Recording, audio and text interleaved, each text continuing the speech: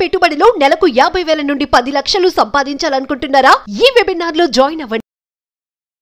నమస్కారం రజిత గారు. నమస్తే. నాకు ఒక ఆడపిల్ల పెళ్ళైన తర్వాత 9 నెలలు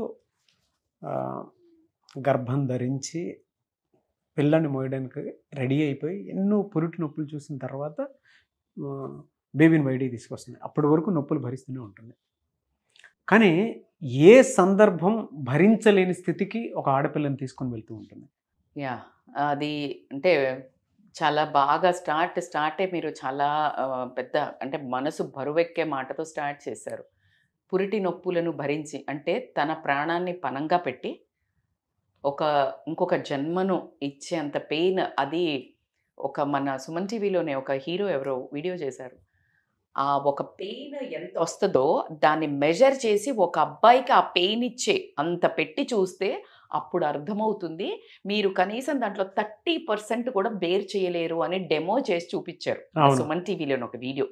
హెలో ఎవరో అంటే నేను హ్యాట్స్ ఆఫ్ చెప్పాను. అలాంటి అద్భుతమైన మనుషులు మగవాళ్లలో కూడా అద్భుతమైన మనుషులు ఉన్న దాంట్లో ఈరోజు ఆడపిల్లకి మానసికంగా భరించలేకుండా ఇటు వదిలేసిపోవటం కానివ్వండి భర్తను, లేకపోతే జీవితాన్ని వదిలేసిపోవడం కానివ్వండి, ఇలాంటివి జరుగుతున్న తరుణాలను మనము వాస్తవంగా చూస్తున్నాం. మరి ఎప్పుడు మేడం ఇంత టాలరెన్స్ ఉన్న వాళ్ళు, భరించే శక్తి ఉన్న స్త్రీ శక్తి ఎందుకు ఈ ఒక రూపం దాల్చడం జరుగుతుంది అని అన్నట్టయితే మీకు సీతాదేవిని చూపిస్తాను.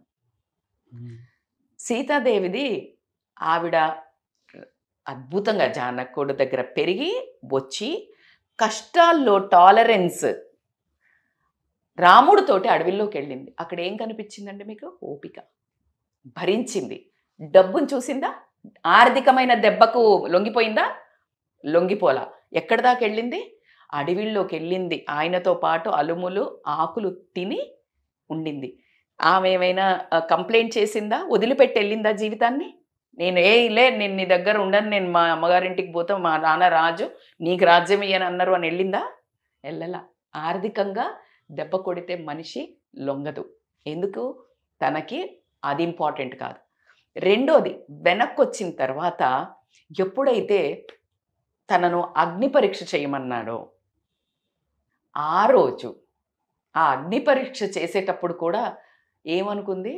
పోనీలే నా భర్త లోకాన్ని ఏలేవాడు, సరేలే ఆయన మాట. అక్కడ పీక్స్ టాలరెన్స్ అది భరించింది. అయినా కూడా వచ్చి ఉంటున్నప్పుడు ఎవడో ఒక తాగుబోతు వెదవా, ఎవడో ఒక మాట గురించి చెప్తున్నా. ఇప్పుడు ఆ మాట అని అప్పుడు వాగింది. ఇప్పుడు సోషల్ మీడియాలో కానీ ఎక్కడ కానీ కమెంట్స్ పెడుతుంటారు, ట్రోలింగ్ చేస్తుంటారు. అవి అప్పుడు చేసే రకమైన పాతకాలంలో ట్రోలింగ్ ఏంటంటే అదే నోటికి వచ్చినట్టు వాగటం. ఆ చేస్తే తీసుకెళ్ళి రాముడు ఏం చేశాడు తెలుసా? శీలాన్ని శంకించి వాడికి ఎవడికో ఎక్స్ప్లెనేషన్ ఇవ్వడానికి ఏం చేశాడు? అడవిలోకి పంపాడు.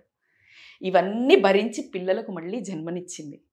కానీ అయినా కూడా మళ్ళీ ఆమెకి ఇలా ఆమె క్యారెక్టర్ అసాసినేషన్ ఎప్పుడైతే జరిగిందో భరించలేక భూమాత కూడా బద్దలు కొట్టుకొని సీతాదేవి ఎక్కడికి వెళ్ళింది? అగాధానికి వెళ్ళిపోయింది. స్త్రీ క్యారెక్టర్ అసాసినేషన్ తీసుకోవడం అనేది ఇంపాసిబుల్. ఆర్థికంగా డబ్బు లేకపోయినా బ్రతికిన వాళ్ళని చూసాము. ఏ భర్త అయినా పరాయి మగవాడైనా ఇంకెవరైనా కానీ ఎప్పుడైతే నీ మీద బాడీ పరంగా కానీ నిన్ను అసభ్యకరంగా కానీ చిత్రీకరించి చూపించినప్పుడు తట్టుకోలేని పరిస్థితి. అందుకే మగవాడికి అలుసైపోయింది ఆడది.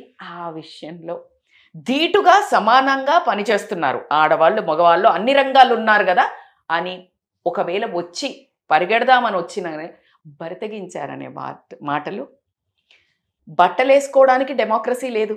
మనకి ఇండియా అనగానే ఏంటి? India is a democratic country అని ఒక ట్యాగ్ లైన్ ఇచ్చారు. కానీ దానికి ముందు ఈ కాన్స్టిట్యూషన్ రాక ముందు భారతదేశం అంటే ఏంటండి? స్త్రీని గౌరవించవలను అనే కాదా? మీకు ఏ కంట్రీకి పోయినా ఫస్ట్ భారతదేశం అంటే ఏమంటారండి? స్త్రీని చూపిస్తారు, స్త్రీ కట్టుబొట్టును చూపిస్తారు. అవునా కాదా? అలాంటి పవిత్ర దేశం ఉన్న దగ్గర ఏ దేశంలో ఉన్న ఆడదానికి ఉన్నది ఏంటి అనే తన శరీరాన్ని అంత పొందికగా అనూకుగా ఆ భర్త సన్నిధిలో అన్నట్టు అలా పోర్ట్రే చేయటం వల్ల ఇప్పుడు ఏం చేశారంటే దాన్ని ఒక సెక్స్ ఆబ్జెక్ట్గా చూసి వాళ్ళ వేషధారణ. యాజ్ ఐ సెడ్, డెమోక్రసీ లేదండి. బట్టలు వేసుకుంటే కమెంట్, జుట్టిరబోసుకుంటే కమెంట్, మేకప్ చేసుకుంటే కమెంట్, ఘోరంగా ముడత స్ట్రెచ్ మార్క్స్ వస్తే కూడా కమెంట్ అండి. అంటే నీకు ఎలా బ్రతకాలి? జెంట్స్ని అలా బాడీ మీద షేమింగ్ చేస్తారా? బాడీ గురించి వాళ్ళు ఫుల్ బట్టలు ఇప్పుకొని పోతారు. అది శరీరం ఇద్దరిది అండి. నీకు అదే అబ్బాయిని కూడా సెక్షువల్గా చూపించినప్పుడు అది తప్పు అని ఎవరైనా కమెంట్ చేస్తారా? చెయ్యరు. అసభ్యకరంగా అమ్మాయిని ఎందుకు చేస్తున్నారు? అది ఉత్త శరీరం, it's one of the biological parts. అంత ఎవల్యూషన్ వచ్చి అంత టెక్నాలజీకి వెళ్ళిన మనం పెరిగాము ఎదిగింది కంట్రీ అని చెప్పుకుంటున్నాము. బుర్రలు ఎదగల, సోచ్ పెరగల, ఇంకా అక్కడే ఉన్నాము. ఎవరైనా కాస్త మోడర్న్గా తయారైనా ఏం చేస్తాం? సొల్లు కార్చడం, లేకపోతే కమెంట్ చేయటం. ఏముందిరా? లేదబ్బా. ఆ మాట కత్తి కంటే పదునైనది. నాకు సెల్ఫ్ రెస్పెక్ట్ మీద కొడతారు కొంతమంది, భావన మీద కొడతారు. అంటే ఎట్లా ఉంటదంటే కత్తి పెట్టి మెడ కట్ చేస్తే ఈ నరం కట్ అయిపోతే మాట వస్తుందా? మూగపోతుంది.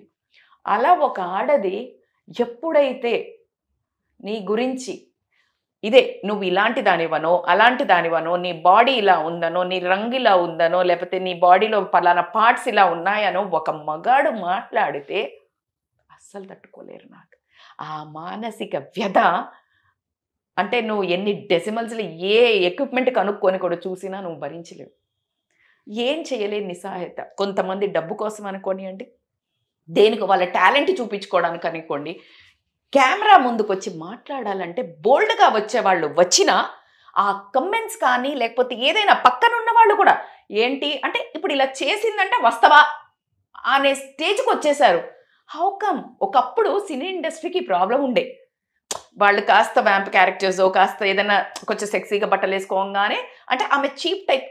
నో, క్యారెక్టర్ డిమాండ్కి ఆమె స్ట్రక్చరు, ఆమె బాడీయో అలా డిమాండ్ అవుతుందని డైరెక్టర్ రాశాడు రాత, నువ్వు కాదు కదా. It is not our own character. Do you think Rao Gopal Rao గారు was always villain in movies? Do you think is a villain in outside? Sonu Sood గారిని విలన్ అన్నారు అన్ని మూవీస్లో, హీరో. అదే లేడీని ఎందుకు అట్లా చూడరు? లేడీని అలాగే చూస్తారా లేదా? ఇప్పుడు వీడియోస్లో లేకపోతే ఎక్కడ బట్టల్ని బట్టి ఒకవేళ మాట కూడా బోల్డ్గా మాట్లాడారనుకో, వాళ్ళని ఎలా చిత్రీకరిస్తారంటే బరితెగించిన ఆడది అని. ఆ మాటలు ఏదైతే తట్టుకోలేని మనుషులు, అందరు మగాళ్ళని నేను ఎప్పుడూ అనను, కొంతమంది అందులో ఆడవాళ్ళు కూడా ఉంటారు. బ్యాడ్ లక్ ఏంటంటే వీళ్ళు ఎప్పుడైతే క్యారెక్టర్ అసాసినేషన్ కానీ ఈమె ఇలాంటిది అయి ఉంటుందిలే అందుకే వాడు ఎవడో అన్నాడు, ఏం మాటలవి మాట్లాడతారా లేదా? ఇప్పుడు మనకి చాలాసార్లు మనకు రేప్ జరిగిందంటే ఆ బట్టలు ఎవడ వేసుకొని ఆడవాళ్ళతో సహా, అరే బాబా ఎందుకు వేసుకోకూడదు? అదే 9 నెలల అమ్మాయిని, 9 సంవత్సరాల అమ్మాయిని, 90 ఏళ్ల అమ్మాయిని ఏం చూస్ చేశారు? అర్థమవుతుందా? సో ఎప్పుడైతే ఇలాంటి పదాలు ఆడవాళ్ళను వాడటం జరిగిందో, భర్తను భార్య వదిలిపెట్టి వెళ్ళిన సందర్భాలు ఉన్నాయి. ఎప్పుడైతే ఆమె మీద ట్రస్ట్ లేకుండా నువ్వు వాడితో తిరిగావా, వీడితో తిరిగావా, నువ్వు వీడితో పని ఉండంటావు, అసలు నాకు ఈ పిల్లలు పుట్టిన, అలాంటి చిచోర మాటల్ని ఒక లెవెల్ వరకు భరిస్తుంది పిల్లల కోసం. కానీ ఇప్పుడు విడాకులు ఎందుకు ఎక్కువ అవుతున్నాయి అన్న సందర్భం మీరు కనుక చెప్పినట్టయితే, ఎప్పుడైతే ఈ సెల్ఫ్ రెస్పెక్ట్ మీద కొట్టిండో, as economy financial status was one of the టైంలో ఫైనాన్స్ లేకపోవడం వల్ల, ఇంటికి పోతే అమ్మా నాన్న ఆదరణ లేకపోవడం వల్ల చచ్చినట్టు నోరు గొంతు మూసుకొని, నిజంగా చెప్పాలంటే వాళ్ళ అన్ని సెన్సెస్ని బంద్ చేసుకొని బతికారు. Now it is a time అని అనుకొని బయటకు వచ్చినా కూడా సూదులు పెట్టి కూర్చున్నట్టు ఈ మాటలతో ఇందుకే వచ్చావనో, ఫ్రీగా ఉన్నాం, ఎవ్వడికి నోటికొచ్చింది వాళ్ళు మాట్లాడుకో. ఫ్రీ ఫుడ్ పంచితే ఎలా ఉంటుంది? ఆ టైప్లో మాట్లాడి నోటికొచ్చినట్టు మాట్లాడి మనోభావాలను మామూలుగా దెబ్బతీయరు. మీరు అన్నారే దానితోటి భార్యను వదిలేసి వచ్చిందని చెప్పా. సమాజంలో ఒక సింగిల్ లేడీ ఎప్పుడైతే ఇలా బయటకు వచ్చి బోల్డ్గా ఏదైనా తన వ్యూస్ షేర్ చేసుకున్నా, తన బాడీ బాగుంటే ఏ టాలెంట్ ఉంటే దాన్ని షేర్ చేస్తున్నారా? మీరు యువర్ ఎ గుడ్ రైటర్, మీరు వేరే దాంట్లోకి వెళ్ళరు చూడండి. You always script programs. మీకున్న కమాండ్ ఏంటి? అది. నాకున్న కమాండ్, నేను ఫుడ్ గురించి మాట్లాడతాను, న్యూట్రిషన్ గురించి మాట్లాడతాను, relation, that is my command and my subject because I live with that. Exactly కొంతమంది అమ్మాయిలకి ఒక స్కిల్ ఉంటుంది. They might have a good body, they want to earn money. ప్రాస్టిట్యూట్స్కే లీగలైజేషన్ రబ్బా. నీకెవడు రైట్ ఇచ్చాడు? మేడం అట్లా, అది మన సంస్కృతి కాదు. సంస్కృతి గురించి నువ్వు మాట్లాడకు. సంస్కృతి నీకు ఆడపిల్లల్ని అలా మాట్లాడమని చెప్పిందా? చెప్పలేదు కదా. సంస్కృతి కాదు ఇక్కడ. నీ చూసే చూపు వంకర చూపు. నీకు నచ్చలే, కంటెంట్ నచ్చలే, చెప్పు అమ్మా ఈ కంటెంట్ కాదు. మెసేజ్ పెట్టు. ఒక అన్న, ఒక తండ్రి, ఒక రియల్ బాయ్ ఫ్రెండ్, ఇలా వేసుకోకురా తల్లి, ఇలా చెయ్యి, నువ్వు నిజమైన సమర్థవంతుడివి, నువ్వు భారతదేశాన్ని ఉద్ధరించుకు పుట్టిన మనిషివి అయితే గనక నిజాయితీగా పెట్టు. ఆ అమ్మాయి నిజంగా మార్చుకుంటుందేమో, అరే నేనంటే ఇష్టం ఉన్న వాళ్ళు ఇలా ఉన్నారా అని భయపడి చెయ్యకుండా బాధ్యతతో మారుతుందేమో. అవునా? నీకు నచ్చలే, స్క్రోల్ చేసేసుకో. నీ కమెంట్ పెట్టే అవకాశం ఎవరిస్తున్నారు?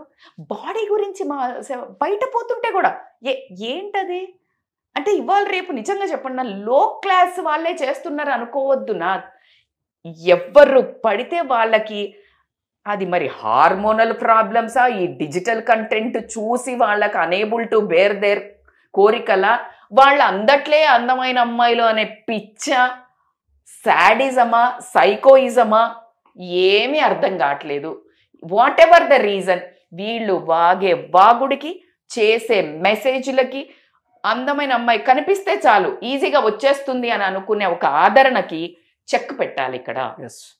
సో దీంట్లో నేను చెప్పేది ఏంటంటే, ఒక 2-3 పాయింట్స్లో అమ్మాయిలు స్ట్రాంగ్ ఉండాలి. ఎంతో రెవల్యూషనరీగా మంచిగా బయటికి వస్తున్నారు, బయటకు వచ్చి రంగాల్లో ప్రవేశిస్తున్నారు, అంతే దమ్ముతో రండి. ఎందుకంటే బయట ఆర్మీ ఎలా అయితే ఉందో, పాకిస్తానో లేకపోతే మనకి ఎక్కడి నుంచో ప్రాబ్లం రావద్దని తీవ్రవాదులు, మన చుట్టూ ఉన్న తీవ్రవాదులు నిన్ను మానసికంగా అటాక్ చేయాలంటే you should be A soldier. ఎలా సోల్జర్ ఉండాలి మేడం అంటే, ఇంటి దగ్గర నుంచి మన సంస్కరణ మొదలు పెడితే, ఎప్పుడైతే నీ ఒక సెల్ఫ్ రెస్పెక్ట్ మీద మాట్లాడకనో లేకపోతే ఏదైనా మాట్లాడుతున్నారు, it is time to protect your self respect boss. True అండి. కొంతమంది 10 మందిలో ఉన్నా, ఇద్దరిలో ఉన్నా, ఒకళ్ళలో ఉన్నా, అంటే ఇండివిజువల్ వాళ్ళకే తెలుస్తుంది, మాట్లాడకు నోర్మై, ఆడపిల్ల మనసు వెంటనే నొచ్చుకుంటుంది, అంటే తీసి పడేస్తారు. ఎందుకంటారబ్బా, నువ్వు అన్ని చేసుకుని వస్తున్నావు, నువ్వు డబ్బు ఇస్తున్నావు, ఆ డబ్బును ఫుడ్గా మార్చేది ఎవరు? నీ బెడ్గా మార్చేది ఎవరు? నీ పిల్లలకు చదువుగా మార్చేది ఎవరు? ఈ తల్లి లేకపోతే నువ్వేంటి? నువ్వు పెళ్ళయ్యాక లావుగా అయ్యావు, లేకపోతే ఇలా ముడతలు వచ్చాయి, ఒరేయ్ నువ్వు అలాగే ఉన్నావు, అప్పుడు నువ్వు కూడా ఉండవు. ఇది మీ అమ్మ కూడా ఇలాగే నిన్ను కన్న తర్వాత అలాగే ముసలైపోయింది. నీ భార్య కూడా అంతే కదా. ఎప్పుడైతే ఫిజికల్ బాడీ పార్ట్స్ ఇంట్లో వాళ్ళు కానీ బయట వాళ్ళు కానీ నీకు బాడీ షేమింగ్ కానీ, నల్లగా ఉన్నావని కానీ, తెల్లగా ఉన్నావని కానీ, పలానా పార్ట్ ఇట్లా ఉందని కానీ ఎవడైతే మాట్లాడతాడో, అబ్బా ఈ ఒక్క రైట్ అయితే తీసుకోండి అమ్మాయిలు. నేను అంటే మీరు అంతా వైల్డా మేడం, అంత ఫెరాషియస్ అంటే, నాట్ ఎనీమోర్. I'm not. ఎందుకంటే నా దగ్గరికి ఫస్ట్ అంత దమ్ముతో, ధైర్యంతో ఫస్ట్ ఆ అవకాశం ఇయ్యం. కానీ అవకాశం ఇవ్వకున్నా తీసుకునే వాళ్ళు ఉన్నారు అమ్మాయిల మధ్యలో. ఎందుకంటే వాళ్ళ సంఘంలో కొన్ని పరిస్థితుల్లో ఇరుక్కోవాల్సి వస్తుంది, వర్క్ ప్లేస్లో ఇరుక్కోవాల్సి వస్తుంది, తెలియకుండా ఒక దగ్గర అలా అణిగిపట్టి ఉండాల్సి వస్తుంది. బట్ మీకెక్కడైతే విలువ తగ్గుతుందో వాకవే. భరించాల్సి వచ్చినప్పుడు గివ్ ఎ టైట్ స్లాప్. నేను మరీ అంత లాంగ్వేజ్లో చెప్పలేకపోయిన ఒకటి కూడా చెప్తాను, అంటే చాలా రాగా చెప్పాలంటే, వాడిని తొక్కి పెట్టి నరం దియ్యి అని చెప్తుంటారు కొంతమంది. అలా మాత్రం ఖచ్చితంగా చెయ్యాల్సిన అవసరం ఉంది. 1-2 సార్లు చెయ్యండి అబ్బా, ఇలాంటి మెసేజెస్ వైరల్ చేయండి, ఇంకొకడు ఎవడు దమ్ముతో వస్తాడో చూద్దాం. ఎందుకు మేడం ఇంత రెవల్యూషనరీ అంటే, కడుపు మంట. కడుపు మంట వేరే వాళ్ళ కామెంట్స్ కోసం మన ప్రాణం తీసుకొచ్చేంత పరిస్థితి ఉన్నప్పుడు అవును అసలు వేరు చేయాల్సిన అవసరం లేదు లేదు. కదా మన సెల్ఫ్ రెస్పెక్ట్ మీద, మన బాడీ షేమింగ్ మీద కొడుతున్నప్పుడు మీరు ఇందాక అన్నట్లు తొక్కిపట్టి నారదీయటమే. ఇంకా థర్డ్ ఇంపార్టెంట్ పాయింట్ ఏంటంటే ఐ రిక్వెస్ట్ మన సోషల్ కాన్స్టిట్యూషన్ లో ట్రాలింగ్స్ కమెంట్స్ బలుపెక్కి బరితగించి పెడుతున్నారో బాడీ మీద వాళ్ళ వర్క్ మీద పెట్టు మార్చుకుంటారు. నేను ఒప్పుకుంటా, ఎందుకంటే మనది democratic country. If it anything is troubling. కానీ బాడీ మీద అమ్మాయిల మీద అసభ్యకరంగా చిత్రాలను కానీ కమెంట్స్ని కానీ పెడతాడో ఖచ్చితంగా సేవ్ అనే హ్యాష్ ట్యాగ్ తో కనుక punish this trollers are comments are criminals అని మాత్రం పెట్టాల్సిందే. కింద కామెంట్ బాక్స్ సబర్ క్రిమినల్స్ కింద కామెంట్ బాక్స్ లో మీరు సఫర్ అయినటువంటి వాళ్ళు ఎవరైతే ఉన్నారో ఎగ్జాక్ట్లీ నైస్. సో కింద కామెంట్ బాక్స్ లో హ్యాష్ ట్యాగ్ పెట్టి ఇందాక మేడం చెప్పినట్లు ఇదే యూట్యూబ్ ఎవరైనా ఉన్నారనుకోండి ఇలా వాళ్ళకి ఎవరెవరినైతే కమెంట్స్ పెట్టి మానసికంగా ఇబ్బంది పడితే వాళ్ళు ఎలాంటి జర్నీని అండర్గో అయ్యారు అర్థమైందా? హ్యాష్ ట్యాగ్ పెట్టి రండి. Call this crawling number to Nagaraj. We will do this videos because me pain మీరు ఎలా హ్యాండిల్ చేశారో చెప్తే ఒకటి ఆ పెట్టే దరిద్రులకు అర్థమవుతుంది పెట్టొద్దని, రెండోది మిగతా అమ్మాయిలు అది భరించలేక చనిపోవడం ప్రాణాలు తీసుకోవడం జరుగుతుంది. కాబట్టికే మీరు ఎలా కష్టపడి అనుభవించారు, why don't you become a teacher? Like ఎలా అయితే ఐఏఎస్ ఆఫీసర్ కానీ సమ్ టీచర్స్ కానీ వాళ్ళకి రాకపోయినా మిగతా వాళ్ళకి ట్రైనింగ్ ఎలా ఇస్తారో మీరు పడ్డ బాధ ఇంకొకరు పడొద్దు అంటే ఐ రిక్వెస్ట్ హూ ఎవర్ ఈ పరిస్థితి నుంచి బయట తన్నుకొని వచ్చారో వాళ్ళు వాళ్ళ ఒపీనియన్స్ ని షేర్ చేస్తే గనక we will do a show definite గా అండి. How they underwent. మీరు గనక నిజంగా ఏ సమస్యతోనైనా సరే బాధపడుతూ ఉండి ఇంకా బయటపడలేకపోతున్నాము, దెబ్బతింటున్నాము అనేటువంటి ఆలోచన కనుక మీలో వస్తే మీరు రజితా మైనంపల్లి గారి షోలో పార్టిసిపేట్ చేద్దాం అనుకున్నా, లేదంటే పర్సనల్ కౌన్సిలింగ్ కావాలి అనుకున్నా కూడా స్క్రీన్ మీద మీ కాంటాక్ట్ నెంబర్ కనిపిస్తుంది. దాన్ని మీరు కాల్ ఆర్ మెసేజ్ వాట్సాప్ చేసి వెంటనే అపాయింట్మెంట్ కూడా తీసుకోవచ్చు. సో డెఫినెట్గా మీరు ఏ ప్రాబ్లంతోనన్నా సఫర్ అవుతూ ఉన్నారు అని అంటే ప్రాబ్లం ఏదైనా సరే మీరు సఫర్ అవుతున్నారు, నేను బయటపడలేకపోతున్నాను, నన్ను ఇలా టార్చర్ చేస్తున్నారు, లేదంటే వేరే వాళ్ళ వల్ల నేను ఇంకా ఇబ్బంది పడుతున్నాను, సో నేను చేసిన తప్పుల వల్ల అయినా సరే వాళ్ళు ఇంకా దాన్ని అడ్వాంటేజ్ తీసుకొని మా జీవితాలు నాశనం చేసేస్తున్నారు మీకు అనిపిస్తే ఇక్కడ స్క్రీన్ మీద మీకు కాంటాక్ట్ నెంబర్ కనిపిస్తుంది. రజితా మైనంపల్లి గారు నేను ఉంటాము. సో మాతో పాటు ఒక అడ్వకేట్ కూడా ఉంటారు. మీరు మా షోలోనే పార్టిసిపేట్ చేయొచ్చు, లేదా పర్సనల్ కౌన్సిలింగ్ కావాలనుకుంటే పర్సనల్ కౌన్సిలింగ్ కూడా ఏ ఏరియాల్లో అంటే ఎవరైతే అండర్గో అవుతున్నారో బయటికి రాలేకపోతున్నారు, నరకం అనుభవిస్తున్నారు, దే కెన్ షేర్. ఎవరైతే చాలా అంటే లాస్ట్ సూసైడ్ దాకా వెళ్ళాను మేడం, వచ్చాను, ఇది నేను ఆదర్శంగా చెప్పదలుచుకున్నాను. They are welcome. అండ్ ఈ వర్గంలో ఎవరున్నా మన దగ్గరకు వస్తే మాత్రం really this has to be real అంటే టేక్ ఎ బిగ్ షో అని అనిపిస్తుంది నాకు. ఎస్ డెఫినెట్గా అండి. Anyways thank you so much Rajitha Mynampally గారు. Thank you so much.